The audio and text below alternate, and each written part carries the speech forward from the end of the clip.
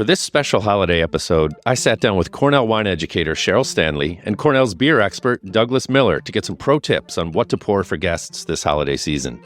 Get advice on serving pre-made cocktails, shimmering sparkly wines, winter ales, and crowd-pleasing non-alcoholic delicacies. We've even got gift ideas for the aspiring mixologist in your family. Cheers and happy holidays to you and yours. Cheryl and Doug, you're frequent and favorite guests of ours here at Cornell Keynotes. You both are senior lecturers at the Nolan School of Hotel Administration at Cornell. You teach hospitality, food and bev service, wine and beer appreciation. It's great to have you in the studio again. Thanks for coming today. Thank you. Thank you. Cheryl, you're a go-to wine expert and author of multiple online certificate programs in wines from all over the world. And Doug, you're our beer guru and faculty author of our online Beer Essentials Certificate program. And you also happen to be husband and wife and presumably do a good deal of entertaining around the holidays together. So let me set the scene here. You've got people coming over for cocktails, a classic wintry kind of holiday party, and you want to pre-mix cocktails to open things up. It's got to be a crowd pleaser. What's your go-to? Cheryl. See, I am a Manhattan girl. Me too. I love it. 212, old area code of Manhattan, and the perfect balance for a cocktail for the drink. And what I actually do is I'll pre-batch the bourbon and the vermouth, but then for a little guest experience, have a bitters bar. So the guests can come up and choose which flavor bitters they would like to add into their drink. Classic. Really good one. Doug, how about you? What's your go-to cocktail? I'm an old soul. I like the poinsettia. It's a drink from many years past. It's basically sparkling wine, Cointreau, and a little cranberry juice for a little color and acidity. Oh, delicious. Kind of like a French 75, sort of, right? Yep, basically. Cheryl, do you have any new recent wine discoveries to share? Maybe something that fits the bill for the holidays? I'm more of a classic for bubbles for the holiday, but one thing is don't be afraid to step outside your comfort zone and try something new. Try like an Alianico or try a Monastrell blend from Spain. You don't have to spend a lot of money on wine during the holidays. You can just find something fun and easy drinking that pairs with the mood. Doug, we're seeing a lot of Christmas ales on tap and in the beer aisles. What makes for a good Christmas ale? Let's say I haven't had one. What can I expect? You're going to expect something a little bit higher alcohol. So instead of most beers around 4 to 6%, you're now into the 7 to 9% alcohol. A little bit more body, so on the palates, it's a little bit heavier. Oftentimes there's spice in there or spice note in there and darker malt, richer type beer. Perfect for the fireplace, perfect for sitting outside, even if it is 20 degrees, and taking a couple sips of a nice classic winter beer. Can you recommend any specific Christmas ales? I don't get into these too often. I know that Sierra Nevadas seem to be pretty solid through the years. Sierra Nevada makes some great products. Brooklyn Brewery's Black Ops. And in Pennsylvania, I always wait for Mad Elf to come out. So winter holiday gatherings can go on forever, right? We all know it can take long duration stretches with friends and family. It's a good idea maybe to keep your alcohol in check. Any tips on how to go the long haul during some of these holiday parties? Water. Okay, good. Making sure that you are staying hydrated. But what's really exciting about the market today is the amount of non-alcoholic products or de-alcoholized products that are available. So before it was like near beer, that's right. Not very good. But nowadays there are such exciting ones. And I actually brought one for you to taste today. Okay, what do we have? So this is the Lyre's. It's the Highland Malt non-alcoholic spirits. And Lyre's is an interesting brand because they have what we consider like gin alternatives, rum, both light and dark. They have an American malt, which is inspired by bourbon. And these are wonderful ways that you can either lower the alcohol content, like substituting here the American malt in your Manhattan, and then use alcoholic vermouth. And that could just be a way to lower the alcohol, or they also have a non-alcoholic vermouth-like product. And again, the company is Lyre's. Is Lyre's. It's actually Australian, but there's a lot of other companies. There's Seedlip, there's Ritual, there's other ones that you can find in the market today. And I just think it's a great way you want to hold the glass, right? You want to hold the martini glass or the rocks glass, but you're thinking about, wow, this is going to be a 5-hour event. You can still hold that glass and participate, but it's non-alcoholic. You've brought some other things too. I just tried the Highland Malt. Delicious. Yes, and Really? I also brought some non-alcoholic wine. Okay, what do we got? There is the Leitz's 1-2-0, and that is a brand. Leitz is out of Germany. They make sparkling wine. They also make still wine. There's Sovi as well. Sovi is a domestic company. They have small cans in rosé, red, and sparkling white. And they have a sparkling rosé as well. And then they have full bottles. So one thing about enjoying wine is the whole ceremony of opening up the bottle. Well, here it's a 750 milliliter bottle. It is cork finished. You can open it up just like any other bottle of wine. It's Cabernet Sauvignon and Petit Syrah. So 2 red grape varieties that are very full-bodied, but it's de-alcoholized. So it has less than 0.5% alcohol by volume. Perfect non-alcoholic tips. Doug, any beer highlights as far as non-alcoholic beer that you prefer? Absolutely. The market's getting better and better. So I was fortunate enough to judge the non-alcoholic beer category at the Great American Beer Festival a couple of months ago. And judging, I tried about 12, 14 different types of NA beers, and all of them were solid. They're very well done. Since it is a double-blind judging competition, I don't know what I tried because all we get is a number, not a product name, which is one of the great things about the competition. But I can tell you the quality out there is getting better and better. And there's some really good non-alcoholic beers. That's partially due to technology with better filtration or different fermentation methods. But I think across both for large breweries and the craft beer industry, there is a great lineup of NA beers. And I make the honest, I actually did this once with a student who now plays professional hockey. And I gave him an NA beer, didn't tell him there's NA beers. He's like, how is it? He's like, wow, this is really good. I'm like, yeah, it doesn't contain alcohol. He's like, really? I'm like, yeah.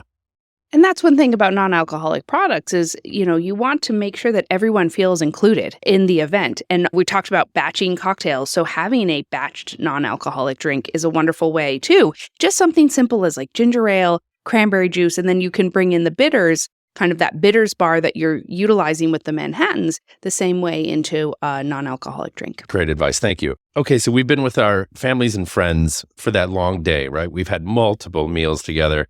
Maybe it's a good idea to have a digestivo, settle things down, maybe offer your stomach a little reset. Any digestivos that you like to go to? Anything that kind of helps it all go down a little easier? Well, I love Amaros. So Amaro is a historically an Italian bitter liqueur. It is slightly bitter. Historically speaking, they would contain a bunch of herbs in them to help aid in digestion. There's a wide range of flavor profiles. Again, they're not overly sweet. They're on the drier side, slightly bitter side. Plus, the other great thing is you don't have to worry about temperature. You drink them at room temperature. So if it's sitting there while you're doing the dishes or cleaning up, it could sit there for half an hour, 45 minutes, an hour at room temperature, and it's perfectly fine. Or you could add a little club soda to that, and boom, got a little fizzy little thing. How about digestivo for you, Cheryl? I actually love Braulio. To me, Love it that is like Christmas in a glass or holidays in a glass, I should say, because of the alpine element to it. But for my digestivo, my go-to is always dry Oloroso sherry because while historically these wines were fortified, the laws have now changed, but fortified wine from Jerez region of Spain, and they're high in acid, but they're very complex as well, and they're dry because I don't want to, if I've already been having pecan pie and other sweets, I don't want to add more sugar, and I think they're just absolutely lovely. And some people do like on the sugar route too. There's a wide range of alcohols out there that have sugar of various different types. Again, that can get a little bit heavy, and that's why I prefer to go to the dry route. So thinking about American traditions like eggnog, let's talk about what eggnog is really quickly. We have an international audience. We might need to qualify it here. What's an eggnog? Eggnog is a egg-based drink that oftentimes will have milk or cream with sugar and a different range of spices. So nutmeg, cinnamon, oftentimes a little bit of vanilla. So we also have things like mulled cider, right? So that's hot apple cider with some spices, cinnamon, holiday. Again, sort of a holiday thing to keep on the stove and sip through the day when you need to warm up. We're talking about holiday punches with cranberries, orange slices. Do you do this kind of thing at home? Do you have any of the traditional American go-tos? What's the scene at your house, Doug? It's about that time for me to start making eggnog. How do you do it? So there's those of us who do a thing called aged eggnog, where you take eggnog, you actually pasteurize the eggs by heating them up a little bit, and then mix it with your milk, your cream, your alcohol, and your spices, and it has about a 6-month shelf life in your refrigerator. It develops a whole new flavor profile. So think of more cedar or sandalwood or notes of that, opposed to freshness of fresh eggnog. It is not for everybody, I admit it.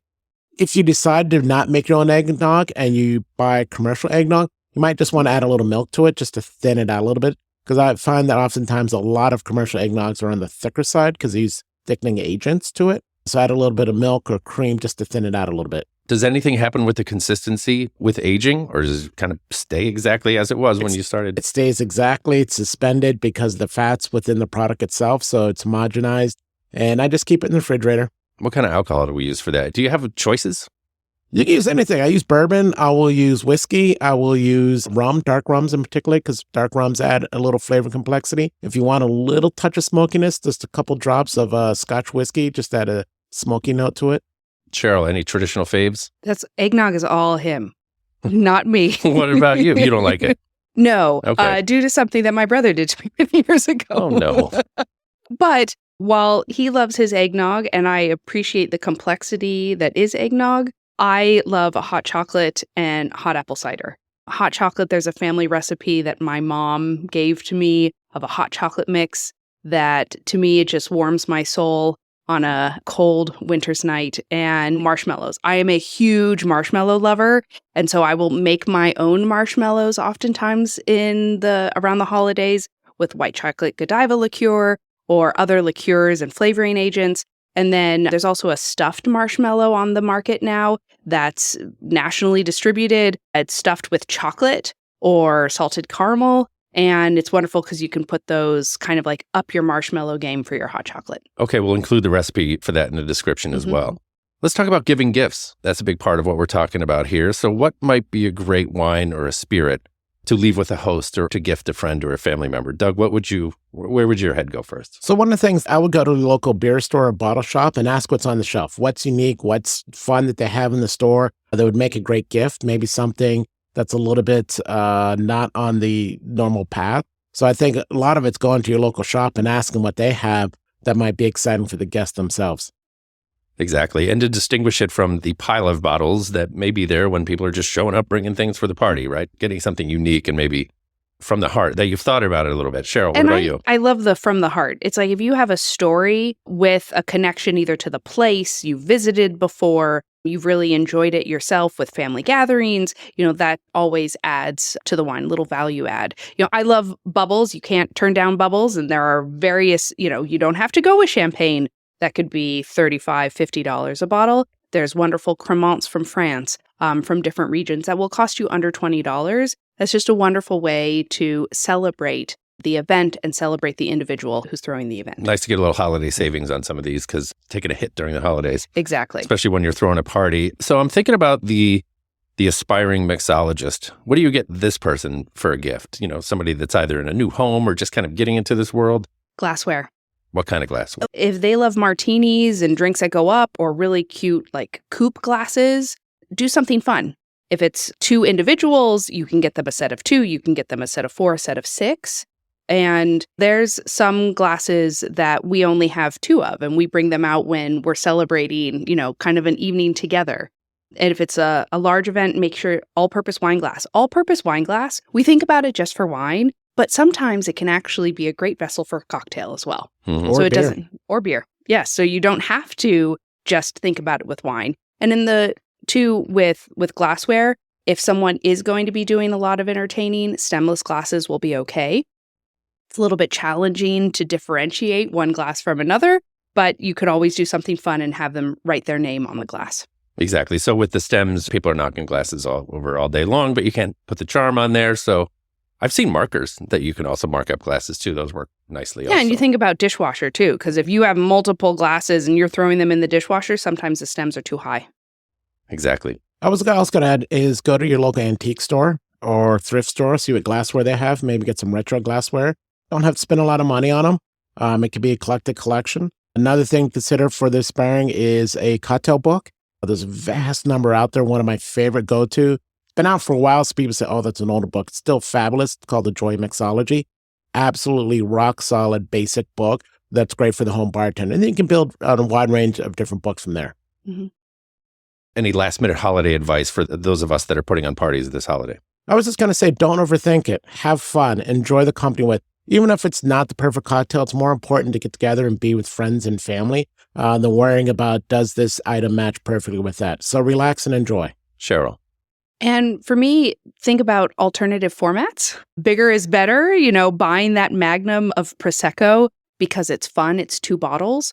Also, boxed wine is fantastic because what happens at the end of the event when you have wine left over, then you might feel forced to drink it. Whereas a boxed wine, you could leave it open. You could even cook with it when you're preparing the next event.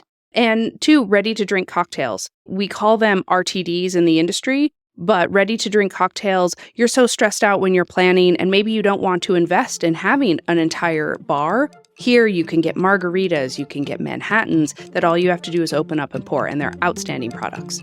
Cheryl Stanley, Douglas Miller, I wish you happy holiday. Thank you. Happy holidays to you as well. If you enjoyed this episode, be sure to subscribe so you don't miss new episodes as they are released, wherever you listen to podcasts. To learn more about Cheryl Stanley's stack of online wine courses or Douglas Miller's Beer Essentials program, check out the episode notes for more information. Thank you for listening and happy holidays.